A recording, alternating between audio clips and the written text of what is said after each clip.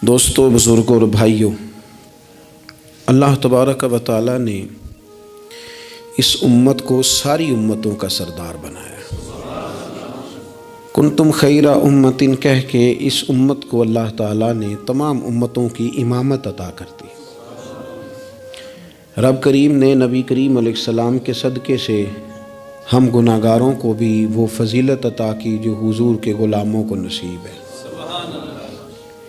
لیکن بڑا آدمی وہ ہوتا ہے جس کی سوچ بڑی ہو،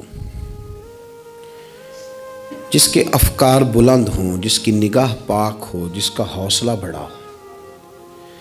اللہ تعالیٰ نے ہمیں امامت دی ہے امتوں کی، لیکن اگر سوچیں سطحی قسم کی ہوں، ذہن چھوٹے چھوٹے مفادات کے ہوں، ساری زندگی انسان اپنی دکان کی، اپنی ذات کی، اپنے گھر کی، اپنی برادری کی سوچ سے باہر ہی نہ نکلے، تو وہ آفاقیت جو اللہ اور اس کے پیارے محبوب صلی اللہ علیہ وسلم ہمیں دینا چاہتے ہیں وہ ہمیں کیسے حاصل ہوگی؟ جو قومیں اپنے چھوٹے چھوٹے ذاتی مفادات کے لیے ملی سودے کریں، اپنا گھر بنانے کے لیے ملکوں کو مقروض کر دیں، تو وہ کیسے دنیا کی امامت کا فریضہ سر انجام دیں گی؟ ساری زندگی اگر انسان اس رٹے سے باہر نہ آئے کہ میں کیسے اونچا ہو سکتا ہوں، میرے بچے کیسے آگے جا سکتے ہیں، مال کیسے کما سکتا ہوں، یہ میرا گھر بہت بڑی حویلی میں کیسے بدل سکتا ہے، فیکٹری ایک کی 4 کیسے ہو سکتی ہیں، اور کوئی ملی کام ہی نہ کرے، تو وہ آفاقیت جو اسلام چاہتا ہے وہ کیسے پیدا ہوگی؟ اقبال کہنے لگے کہ عجب نہیں کہ خدا تک تیری رسائی ہو، پر تیری نظر سے پوشیدہ ہے آدمی کا مقام۔ تو بندے کو ہی نہیں سمجھ سکا تو وہاں تک تو کیا جائے گا؟ جب تک سوچوں میں وسعت نہیں آتی۔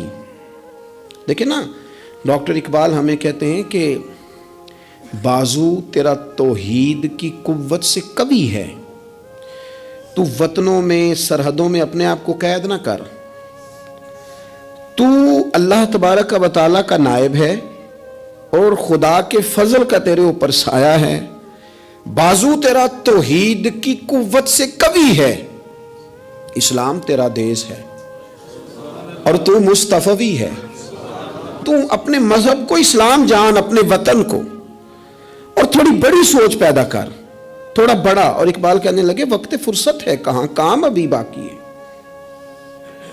ابھی آرام سے بیٹھ گئے ہو، ابھی آرام سے بیٹھ گئے ہو، ابھی تو دنیا میں رسول اللہ صلی اللہ علیہ وسلم کے نظام کے جھنڈے کو بلند کرنا تھا، حضور کی آفاقی تعلیمات سے پوری دنیا کو تم نے روشناس کرانا تھا۔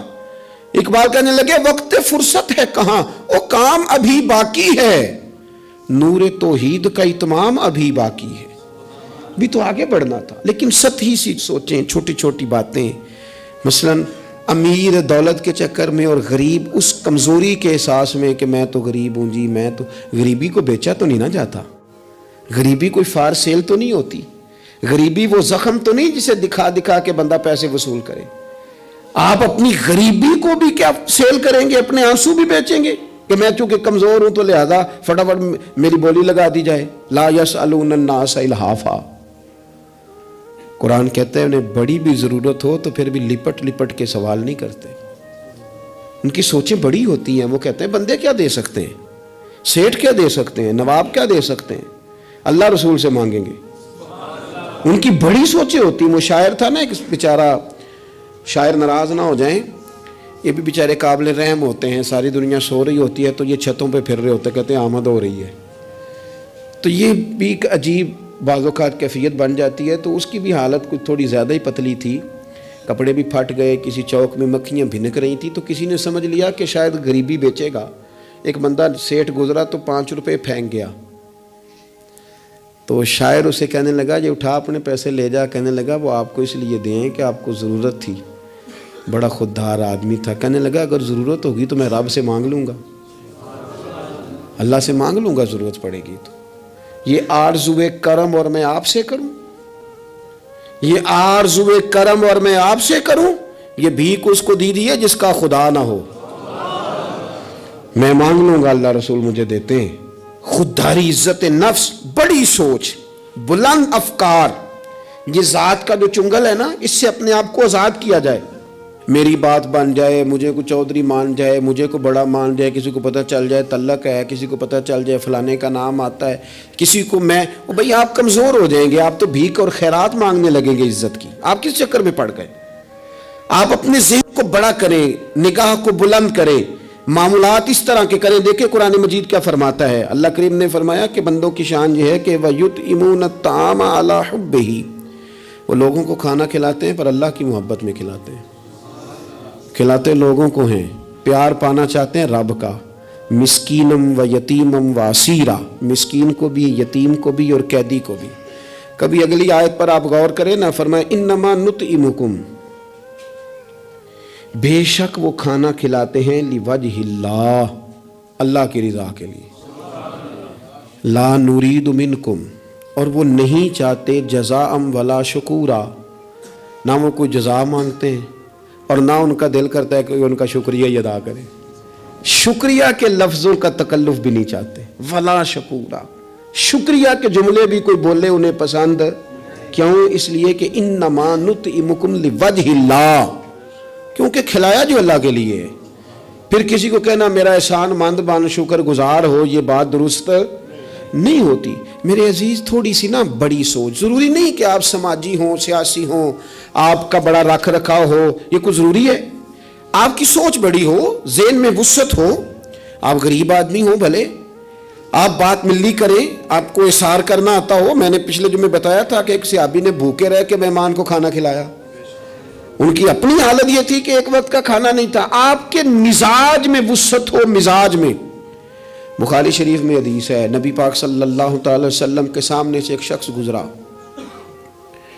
کریم محبوب علیہ السلام نے لوگوں سے پوچھا کہ اس کے بارے میں تمہاری کیا رائے ہے؟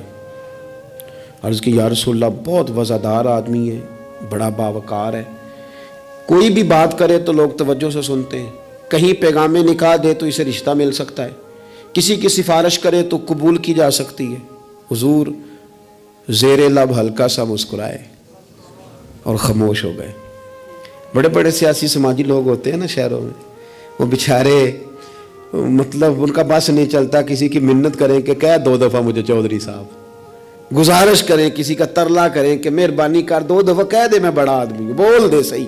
شیخ سعدی کہتے ہیں جس طرح لکڑی کو گھن کھا جاتی ہے، بڑے لوگوں کو خوشامد کھا جاتی ہے، کھوکھلا کر دیتی، صلاحیتیں ضائع ہو جاتی ہیں، تعریف کا اتنا شوق لگ جاتا ہے، اتنی لت لگ جاتی ہے تعریف کی.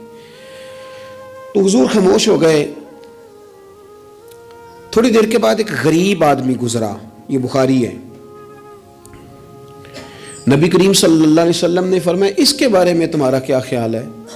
عرض کی یا رسول اللہ یہ تو غریب آدمی ہے، سادہ آدمی ہے، یہ کوئی بات کرے تو لوگ توجہ سے سنے نہ، پیغام نکاح دے تو کوئی اسے رشتہ بھی نہ دے، اور حضور یہ سفارش کرے تو قبول بھی نہ ہو. ایک بندہ پہلے گزر گیا جس کے بارے میں یہ تھا کہ بڑا جناب، لوگ اس کو جانتے ہیں، اس کی بات سنی جاتی، سفارش مانی جاتی، پیغام نکاح دے تو رشتے ملتے. اس کے بارے میں بالکل دوسرا مترادف اور الٹ تبصرہ کیا گیا، یا رسول اللہ یہ غریب آدمی ہے، اس کی وہ وزاداری نہیں. اب نتیجہ حضور نے بیان کرنا تھا، رزلٹ نبی پاک نے دینا تھا. حضور فرمانے لگے وہ جو تم نے کہا نا کہ بڑا وزادار ہے اور سفارشیں مانی جائیں اور پیغام نکاح قبول کیے جائیں، فرمایا اس طرح کے بندوں سے زمین ساری بھر بھی جائے تو پھر بھی یہ جو غریب گزرا ہے نا، یہ ان سب بندوں سے زیادہ افضل ہے. آپ کا کیا خیال ہے کہ نام کی تختیاں زیادہ لگی ہوں تو بندے کا روب زیادہ ہے، اس نے بڑے افتتاح کیے ہوں تو اس کا روب زیادہ ہے؟ تو میرے عزیز آپ بڑی سوچ، وسعت والی، بڑا کلیجہ، بڑا حوصلہ. نبی پاک صلی اللہ تعالی علیہ وسلم نا بڑی باتیں ارشاد فرماتے تھے. حضور کی کوئی ایک حدیث بھی، کبھی ایک حدیث پر بھی غور کرو گے تو عالمی سوچ ملے گی آپ کو، آفاقی بات، اس میں دنیا کی ساری حکمتیں پنہا نظر آئیں گی آپ کو. لیکن مسلمان اپنی گلی سے باہر نہیں آتا، اپنی برادری سے باہر نہیں آتا. اس کو یوں لگتا ہے کہ میرے گھر پیسے آ گئے نا، ایسی ہوا چلی ہے کہ ہر شخص سوچتا ہے اور تمام شہر جلے، بس ایک میرا گھر نہ جلے. حالانکہ سارے جل گئے تو کس کے ساتھ زندہ رہے گا؟ بستیاں اجڑ گئیں تو کدھر جائے گا؟ آپ اپنی مزاجوں کے اندر وہ وسعت لائیں، وہ بڑائی پیدا کریں. اٹھ باندھ کمر کیوں ڈرتا ہے، پھر دیکھ خدا کیا کرتا ہے. दरवेश ने लिखा है, वो कहते हैं एक शख्स ने ना, बस तमसील समझाने के लिए होती है ना मिसालें, एक शख्स किसी चीज़ की तलाश में था, वो चीज़ पहाड़ों पे मिलती थी, पहले भी कई लोग गिर गए, समझ लें कोई फल था, कोई जड़ी बूटी थी, कोई चीज़ थी, पहाड़ बड़ा ऊंचा था, वहाँ से मिलनी थी, ये भी गया उसकी तलाश में। तो ये जब एक पहाड़ पे चढ़ा तो ढलान थी, पाँव फिसल रहे थे, इसने हिम्मत नहीं आ रही, इसने ना कुदाल पकड़ा, सामान पकड़ा लोहा काटने का, इसने वो पहाड़ काट के तो वहाँ 50-60 सीढ़ियाँ बनाई। फिर अगले पहाड़ पे गया तो वहाँ भी पैर फिसलते थे, ढलान थी, चढ़ा नहीं जा सकता था, उसको भी काटा, 50-60 सीढ़ियाँ बनाई। तीसरी पे गया तो उसको भी काटा, सीढ़ियाँ बनाई। अब बड़े ज़माने लग गए, कमज़ोर हो गया, बूढ़ा हो गया, मौत का वक्त आ गया। किसी पूछने वाले ने कहा कि तुझे मिला क्या? 3 पहाड़ काट के तूने सीढ़ियां बनाई, तू पहुंच सका नहीं, मिला क्या? कहने लगा तुम्हें पता ही नहीं मैं कामयाब कितना हुआ हूं। मैंने अकेले ने वो चीज़ नहीं पानी थी, उसको पूरे शहर की ज़रूरत थी, जहां तक मैंने बना दिया है ना, अब जो सफ़र शुरू करेगा इसे अगला सफ़र शुरू करेगा। और मैंने 3 सीढ़ियां तो ज़िंदगी में बना दी है ना, 3 तो मैंने बनाई है, अब जो सफ़र शुरू करेगा वो इससे, और मैं कामयाब होके जा रहा हूं, मैंने अपने हिस्से का काम कर दिया, मैं यही कर सकता था। यही माली दा कम पानी देना, ओते पर मशका पावे, अगो खालक दा कम फल फुल लाना, लावे या ना लावे तो ड्यूटी तो करना, अपनी तो ड्यूटी नहीं करता। एक बाबा जी बूढ़े थे, हाथ कांप रहे थे हाथ, तो दरख्त लगा रहे थे। एक सियाना बंदा गुजरा, उसने कहा बाबा जी ना आपने फल खाना है, इतनी मेहनत की क्या ज़रूरत है? वो कहने लगा पुत्र हमारे पिछलों ने लगाए थे ना, उनके फल हमने खाए हैं, हम सोचते हैं कि हम खुद गर्ज ना मर जाएं, हम भी कोई फल लगा दें, चलो आने वाली नस्लें ही खा लेंगी। मैं अगली नस्ल का सोच रहा हूं। भाई मिल्ली सोचे, कौमी, आप कुछ तो कर जाएं ऐसा कि फिर आने वालों को सिफर से ना शुरू करना पड़े। कोई तो ऐसी मंजिल हो, कोई तो ऐसा रास्ता हो, कुछ तो आप बना के दे जाएं, कुछ तो आप कर जाए। इमाम बुखारी हमें बुखारी बना के दे गए, उन्होंने कहा लो मैं तुम्हें हुजूर की सैयदी से जमा करके दे रहा हूं, अब तशरीह करते रहना, अब पढ़ते रहना, क़यामत तक सुनाते रहना। लेकिन वो हमारा ये वाला सफ़र उन्होंने ख़त्म कर दिया कि हम जाएं, जाके हदीस तलाश करें, ढूंढ के लाएं, उसकी सेहत पर बहस करें। ओ भाई हमारे बुजुर्गों ने जितना काम किया ना, हमारे असफार आसान किए, हमें कुछ मिल्ली करना चाहिए। बातें मैंने कहा समझाने के लिए होती हैं। जब सहाबा मदाइन की जंग में थे ना, तो वहाँ माल गनीमत इकट्ठा हो रहा था, तो एक सहाबी बहुत सारा माल गनीमत उनके हाथ आया, तो वो सारा लेके आए, पर चेहरे पे कपड़ा था, चेहरे पे कपड़ा था। उन्होंने ला के वो माल गनीमत दिया, वापस जाने लगे तो लोगों ने पूछा यार तुम इतना माल ले आए हो, तुम रख भी सकते थे, हमें क्या पता था तुम्हारे पास है, तो नाम ही बता दो। तो कहने लगे नाम बताऊंगा तो क्या करोगे, तारीफ़ ही करोगे ना। मैं वो तारीफ़ कराना चाहता हूँ जो मेरे रब करीम की बारगाह से इनाम मिले और फरिश्तों की ज़ुबानों पे आए। तुम तो 1-2-4 मिनट के लिए करोगे, बात ख़त्म हो जाएगी। और फिर कहने लगे अगर तुमने ज़रूर ही करनी है ना तो मेरा नाम छोड़ो, मेरे रब की तारीफ़ करो जो तारीफ़ के काबिल है, अल्हम्दुलिल्लाह रब्बिल आलमीन, उसकी करो तारीफ़। तुम्हें मैं क्यों नाम बताऊं? कहते वो चले गए सहाबी छोड़ के, तो लोगों को इतना तजस्सुस हुआ कि कोई पीछा कर रहा है, कोई उनके दोस्तों से पूछ रहा है, कोई उनके कबीले से पूछ रहा है। जब वो सारे लोग घूम रहे थे ना, अल्लाह अकबर, तो सहाबी से लोगों ने कहा कि आपके पीछे तो लोग लग गए हैं। कहने लगे देख लो, फिर अगर मैंने अपनी तारीफ़ें को रोकी थी तो मेरे रब ने जगह जगह मेरी तारीफ़ें करा दी, जगह जगह। और मेरे दिल में अभी भी नहीं है कि मेरी तारीफ़ की जाए, तारीफ़ उस रब की होनी चाहिए जो तारीफ़ के लायक है। हम ना सतही सोचे पैदा करते हैं, सतही। शहाब ने एक जगह पे लिखा है, उसने कहा ये जहाँ आज मंगला डैम है ना, यहाँ पहले मीरपुर शहर होता था। असल एक जंग में जब ये तबाह हुआ ना, तो बड़ा दर्द था शहर के पुराने लोगों में कि हमारा शहर फिर से आबाद हो जाए। कहते हैं मेरी ड्यूटी थी, एक अफसर मेरे साथ और था, जीप में जा रहे थे, एक बूढ़ा आदमी उसकी बीवी साथ गधे पे 2 बोरियां रख के गुजर रहा है। हमारा गाड़ी करीब से गुजरने लगी तो हाथ दे के कहने लगा पुत्र बैतुल माल किधर है जहाँ माल जमा कराते हैं, हुकूमत की वजारत खजाना का दफ्तर कहाँ है? कहते मैंने बूढ़े को देखा और उसकी बीवी को देखा, दोनों, एक ने इस तरफ से बोरी पकड़ी है, एक ने इस तरफ से गधा चल रहा है। मैंने उनसे कहा बाबा किधर जा रहे हो और ये क्या है? कहने लगे पुत्र हमारा शहर तबाह हो गया है। तो मैंने और मेरी बीवी ने कई महीने लगा के मलबा साफ करके चांदी और सोना जमा किया है। ये 2 बोरियों में भरा है पुत्र, सही नज़र भी नहीं आता। ये पहुंचाना है ज़रा बैतुल माल में ताकि हमारा शहर फिर से बन जाए, हुकूमत के ख़जाने में पैसे आएँ, ये बस्तियां फिर से आबाद हो जाएं। हमारे बुज़ुर्गों की, हमारे बड़ों की यहाँ कब्रें हैं, ये शहर बसता रहे, हंसता रहे, लोग यहाँ आते रहे, कोई हमारी कब्रों पे। कहते मैंने बाबे के हाथ देखे तो छाले से भरे हुए, उसके कपड़े देखे तो फटे हुए, बोरी सोने की भरी हुई। कहते मैं रो पड़ा।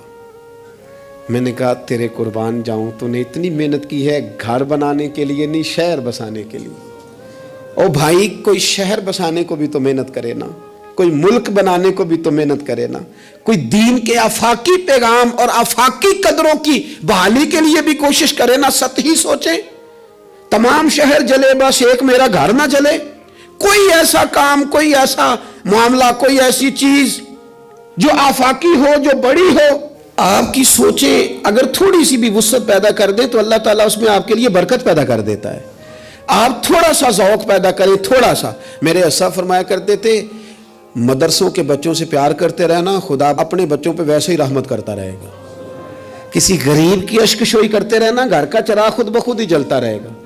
सोचें छोटी हैं, सतही हैं, हमारा मुफाद छोटा है, हम उसके अंदर वुसअत लाने को तैयार नहीं होते, छोटा लालच बर्पा करते हैं, हुजूर बड़ी सोच देते। सुराका बिन मालिक कहते हैं कि अबू जाल ने कहा कि 100 सुर्ख ऊंट मिलेंगे जो हुजूर को माज़अल्लाह गिरफ्तार करेगा। मैं 100 सुर्ख ऊंटों के लालच में गया और मैं हुजूर तक पहुंच गया। वो तो हुजूर ने हुक्म दिया तो जमीन ने मेरे घोड़े के पैर पकड़ लिए, अंदर धंसते चले जा रहे थे। कहते मैंने कहा कि हुजूर मैं 100 सुर्ख ऊंट के लालच में आया हूं। उस जमाने में सबसे बड़ी सल्तनत कैसर रूम की थी और उसकी जो शय सबसे ज्यादा मशहूर थी वो सोने के कंगन थे। जाहिरी तौर पर बड़ा बादशाह और बड़ी चीज हाथों में। आप खास गौर करें मैं क्या कहने लगा हूं। ओ संगियो, वो कहते हैं मैं आया था 100 सुर्ख ऊंट के लिए। तो हुजूर मुझे फरमाने लगे तू 100 सुर्ख ऊंट के पीछे में है और मैं तेरे हाथों में किसरा के कंगन देख रहा हूं। ओ भाई इससे बाहर निकल, अब तू 100 सुर्ख ऊंटों से, ये भी कोई बात है? इतना छोटा मुफाद रखने का क्या मतलब हो? आप अपनी जिंदगी में बड़ी और आफाकी सोच पैदा करें। इमाम गजाली कहते हैं तू बांटने का ज़हन तो बना, खुदा तुझे बांटने की तौफीक भी अता कर देगा। ज़ौक़ तो पैदा कर, लेकिन नहीं, छोटी छोटी बातें, थकी थकी बातें, कच्ची कच्ची बातें, कमज़ोर कमज़ोर सहमे सहमे से लोग। ओ हालात के सहमे हुए लोगों को बता दो हालात बदल जाते हैं, कोई एक जैसे नहीं रहते। हर वक्त कमज़ोर बात करनी और हर वक्त जनाब अंदाज। हज़रत सैयदना इमाम ज़ैनुल आबिदीन बड़ा बांटा, उन्होंने सोच बहुत बड़ी थी, यानी आफाकी मिजाज के लोग, ऊंचे कद का मिजाज, ऊंचे रवैये। एक बंदा आपके पास आया तो उसने आके कहा हुजूर मैं भूखा हूं, मुझे खाना चाहिए। तो इमाम साहब ना ऊंची ऊंची आवाज में रोने लग गए, रो पड़े, दर्द के साथ रोए। फिर घर गए, खाना थैले में बांध के सामान लाए और ला के ना दीवार के साथ रख दिया। उसको बुलाया, कहने लगे फलानी दीवार के साथ मैंने खाना रखा है, उठा के ले जा। आपके साहबजादे कहने लगे अब्बा जी एक तो रोना आपका मेरी समझ में नहीं आया, लोग सवाल कर ही लेते हैं, और फिर ये कि आपने दीवार के साथ रखा था उसे दे देने में क्या हर्ज था। तो इमाम साहब फरमाने लगे पुत्र रोया इसलिए हूं कि यार वो भूखा था और मुझे पता ही नहीं था, पता नहीं कितनी भूख सह कि उसे कहना पड़ा है। दर्द आया है कि खुदा सवाल करेगा कि तेरे पड़ोस में बंदा भूखा था, उस गली में भूखा था, तुझे पता ही कोई नहीं था। रो पड़ा हूं कि मुझे खबर होनी चाहिए थी। और वहां इसलिए रखा है कि हमेशा लेने वाला हाथ देने वाले हाथ से छोटा होता है, लेने वाला हाथ नीचे होता है, देने वाला ऊपर होता है। आप फरमाते हैं मेरी तबीयत नहीं मानती कि किसी मोमिन का हाथ मेरे हाथ के नीचे आए। ये सारे हाथ शानों वाले हैं, लिहाजा मैं हाथ से पकड़ाता ही नहीं। मैं किसी की नज़र क्यों झुकाऊं, क्यों किसी को इस तरह का करूं कि उसकी नज़रें झुक जाए मेरे सामने कि मुझे इसने दिया है और वो शुक्रगुजार बने। मैं ये काम اس کسی نے کہا تھا نا کہ یوں تو ہر ایک کو شیطان سے ڈر لگتا ہے، اور مجھ کو اس دور کے کچھ انسانوں سے ڈر لگتا ہے، اور جس کی ہر بات میں پوشیدہ ہو نشتر کی چبھن، ایسے ہر صاحب احسان سے ڈر لگتا ہے۔ جس نے احسان کر کے پھر نشتر چبھنے، اس سے ڈر آتا۔ فرمایا میں نہیں چاہتا اتنی بڑی سوچیں جب لوگوں کی ہوتی ہیں تو پھر میرے بھائی انداز اور ہوتے ہیں۔ کچھ لوگ ایسے ہوتے ہیں کہ وہ پہلے قوم کا درد رکھتے ہیں، لیکن پھر جب انہیں دولت مل جاتی ہے، کوئی عہدہ مل جاتا ہے، پھر اس طرح کے نہیں رہتے۔ بعض لوگ پہلے نیک ہوتے ہیں، بڑے پرہیزگار ہوتے ہیں، غریبوں کا درد رکھتے ہیں، ان کی سوچیں سلجھ، پھر ان کو عہدہ مل جاتا ہے، پھر آہستہ آہستہ وہ کہنے لگ جاتے ہیں سارا ٹھیک ہے جی، کدھر ہے مہنگائی؟ کچھ بھی نہیں۔ جب بندہ جب تک کرائے کی گاڑی میں سفر کرتا ہے تب تک تو وہ کہہ رہا ہوتا ہے کہ کتنا کرایہ بڑھا دیا آپ نے، 5 روپے اضافہ کر دیا، اور جب وہ اپنی گاڑی میں بیٹھے پھر وہ جو بس کے پیچھے ہوتے ہیں وہ بیوقوف نظر آتے ہیں۔ کیا ہوں اب تو اس کے پاس پجارو ہے، اس کو کیسے وہ لوگ اب بھلے نظر آئیں گے؟ لیکن وہ بھائی ابھی بھی ہیں کچھ گھر جہاں رات کو یہ ڈسکس ہوتی ہے کہ شادی آ گئی ہے ملتان تو کرایہ کہاں سے پورا کرنا ہے، کرایہ تھوڑا ہے لہذا بچے رہنے دو، خود چلے جاتے ہیں، وہاں کچھ دینا دلانا بھی پڑے گا۔ ابھی بھی ہیں لوگ جو بیچارے ادھار پکڑ کے بیاہ پہ کرایہ لگاتے ہیں، لیکن جب سوچ کسی کی وہ رہتی نہیں۔ عبد الملک بن مروان بڑا نیک کہلاتا تھا، فقہا میں شمار ہوتا تھا، اتنی مسجد میں بیٹھ کے عبادت کرتا تھا کہ اس کو حمامت المسجد، مسجد کا کبوتر کہنے لگ گئے لوگ۔ لیکن پھر اس کے خلیفہ بننے کا اعلان ہوا، جس دن اعلان ہوا اس دن بھی مسجد میں بیٹھا تھا۔ پھر اس نے قرآن مجید رکھ کے نا الماری میں، تو کہنے لگا لگتا ہے اب میری اور قرآن کی جدائی ہونے لگی۔ پھر وہ یہی شخص تھا جس نے حجاج بن یوسف جیسا ظالم آدمی گورنر بنایا۔ یہ وہی تھا جس کے دور حکومت میں حضرت عبداللہ بن زبیر جیسے لوگ شہید کیے گئے۔ بس وہ کیفیت ہی نہیں رہی، منصب مل گیا، عہدہ مل گیا تو ختم ہو گئی بات۔ لیکن کچھ لوگ حضرت عمر بن عبدالعزیز کی طرح کے بھی آئے، اتنا قیمتی لباس پہنتے تھے کہ دنیا عش کر اٹھتی تھی، لیکن وہی عمر بن عبدالعزیز تھے کہ جب خلیفہ بنے تو پھر انہوں نے کہا اس طرح کا پہنوں گا جس طرح کا میری رعایا کا غریب آدمی پہنتا ہے۔ بیوی سے کہنے لگے مجھے رکھنا ہے کہ مال دولت رکھنا ہے؟ اس نے کہا آپ کو رکھنا ہے۔ وہ ایک خلیفہ کی بیوی، ایک بادشاہ کی بہن، ایک بادشاہ کی بیٹی تھی، پر سارے زیور خیرات کر دیے، غریبی کی زندگی گزاری۔ کچھ لوگ نہیں بدلتے، کچھ عہدہ آ گیا، مال آ گیا، روح بھی بدل گیا، کہانیاں ہی اور ہو گئیں۔ یعنی گاؤں سے آ کر پڑھنے والے بھول ہی گئے کہ کس کی ماں نے کتنا زیور بیچا تھا، پھر ان کے حالات ہی بالکل تبدیل ہو گئے، انہیں پتہ ہی نہیں ہم کیا تھے۔ سنو نا، حضرت صدیق اکبر رضی اللہ تعالیٰ عنہ کچھ بچیوں کا دودھ عصر کے وقت جا کے دھو کے آیا کرتے تھے، ان کو دیتے تھے۔ جس دن خلیفہ بن گئے تو ایک بچی نے آ کے پوچھا حضور اب وہ بکریوں کا دودھ کون دھویا کرے گا؟ تو آپ فرمانے لگے کیا خلافت مجھے خدمت خلق سے روک دے گی؟ وہ کام میں اپنی آخرت کے لیے کرتا تھا، کرتا ہی رہوں گا، میں نہیں بدلوں گا، میں وہی ہوں حضور کا غلام۔ بلکہ کنز المال میں ایک روایت تو ایسی ہے کہ کلیجہ منہ کو آتا ہے، ایک اونٹ گم ہو گیا مال غنیمت کا، سیدنا فاروق اعظم اونٹ ڈھونڈتے ہیں، کبھی ادھر بھاگتے ہیں، کبھی اور میری ذمہ داری ہے، مجھ سے قیامت میں سوال ہوگا، اور یہ مسلمانوں کا مال ہے، میں اس کا امین، ادھر بھاگتے ادھر بھاگتے ادھر بھاگتے۔ ایک شخص نے کہا حضور آپ بیٹھ جائیں، کسی غلام کی ڈیوٹی لگائیں، 24 لاکھ مربع میل پر حکومت، علم بھی، فضل بھی، تقوی بھی، اور سب سے بڑھ کر عمر وہ ہے جن سے اللہ بھی راضی، رسول اللہ بھی راضی صلی اللہ تعالی علیہ وسلم۔ حضرت عمر سے کہا بیٹھ جائیں، غلام کی ڈیوٹی لگائیں۔ حضرت عمر نے رخ پھیر کے دیکھا اور اس بندے کی طرف دیکھ کے کہنے لگے میں بھی تو ایک غلام ہی ہوں۔ کیا ہوں میں؟ ایک غلام ہی ہوں، میں ایک غلام ہی ہوں، اتنے محل چڑھایا سائیاں، غلام ہی ہوں میں، کیا ہوں میں؟ جب آپ نے یہ لفظ کہے تو وہ بندہ کہتا ہے نارمل بات تھی، میرے بھی آنسو نکل آئے، یار یہ بھی کوئی انداز ہوتا ہے۔ لیکن بھول گئے لوگ، اپنوں کو بھول گئے، اپنوں کو بھول گئے، اپنے قریبیوں کو بھول گئے۔ دولت آئی، تو پھر وہ محلہ پسند نہ آیا، پھر گھر سوسائٹی میں بن گیا، پھر یار بدل گئے، پھر رشتہ داریاں بدل گئیں، پھر حالات اور ہو گئے۔ اپنی سوچیں بڑی کریں، ذہن بڑا کریں، اپنے اندر تغیر نہ لائیں۔ آپ آفاقی بن جائیں، ذہن بڑا ہو تو خدا عطا بھی بڑا ہی کرتا ہے۔ اللہ سمجھنے کی توفیق عطا فرمائے۔ آخر دعوانا